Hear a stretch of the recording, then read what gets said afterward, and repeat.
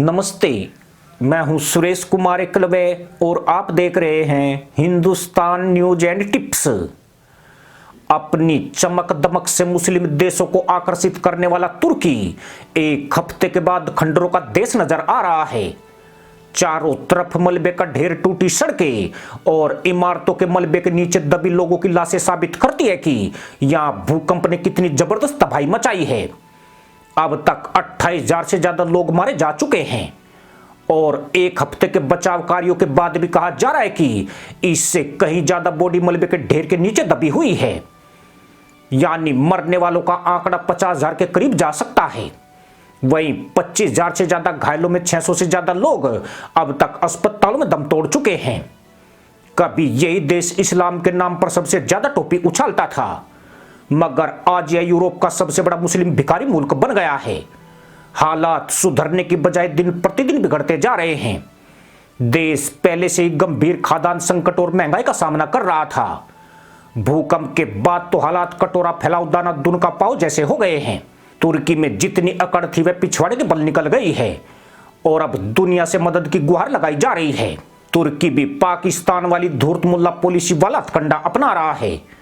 देश के राष्ट्रपति रेसिप तैयब एर्दोगन ने चालू मुल्ला वाला लबादा ओढ़कर दुनिया के सामने गिड़गिड़ाना शुरू कर दिया है।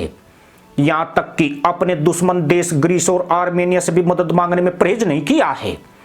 मकसद यही है कि तमाम बचाव कार्य खाद्य आपूर्ति भीख से मिले पैसे से हो जाए और अपना खजाना भी बचा रहे।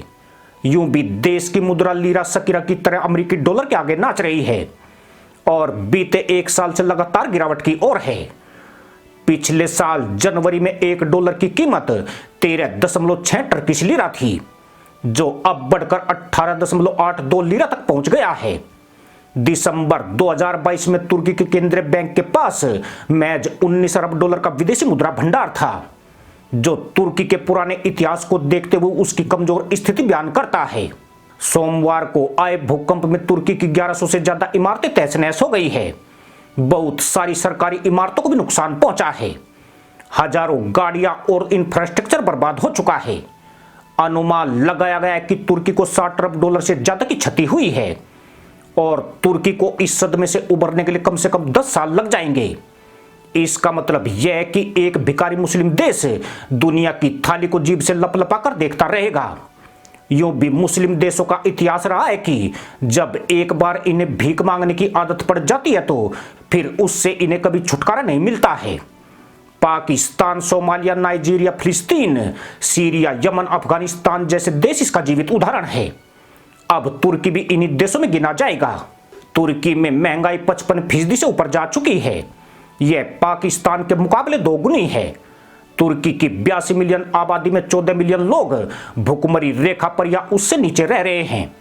इनमें 17 लाख बच्चे कुपोषण से पीड़ित हैं, जिन्हें पेट भर भी खाना नसीब नहीं हो पाता है।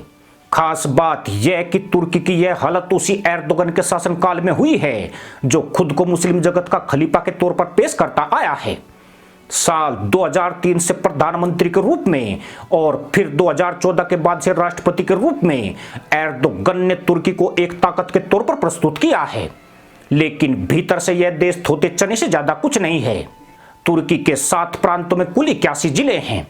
इनमें से 2/3 से ज्यादा जिलों में भयानक तबाही हुई है। देश के ऐसे कई ग्रामीण इलाके हैं जहां बचाव कर्मी अब तक नहीं पहुंच पाए हैं। कहा जा रहा है कि भूकंप से ग्रामीण क्षेत्रों में महाविनाश हुआ है, लेकिन वहां मारे गए लोगों को स्थानीय लोगों ने दफना दिया है, जिसके आंकड़े भी सरकार के पास नहीं है। यूं भी तुर्की की जनता सरकारी आंकड़ों को सिरे से खारिज कर रही है। एर्दोगन पर आंकड़ों में हेरफेर के आरोप लग रहे हैं। लोग दावा करते हैं कि भूकंप में लाखों लोगों की मौत हो चुकी है। कई शहरों में तो कब्रिस्तानों में भी जगह नहीं बची है और सुरक्षाकर्मी लाशों को सामूहिक रूप से दफना रहे हैं। यही नहीं, सरकार मौतों की संख्या को छिपाने के लिए लाशों को दफनाने में इस्लामिक रीति रिवाजों का उल्लंघन कर रही है। पिछले साल जब पाकिस्तान में बाढ़ आई थी, तब उसने दुनिया से नकद मदद देने की अपील की थी।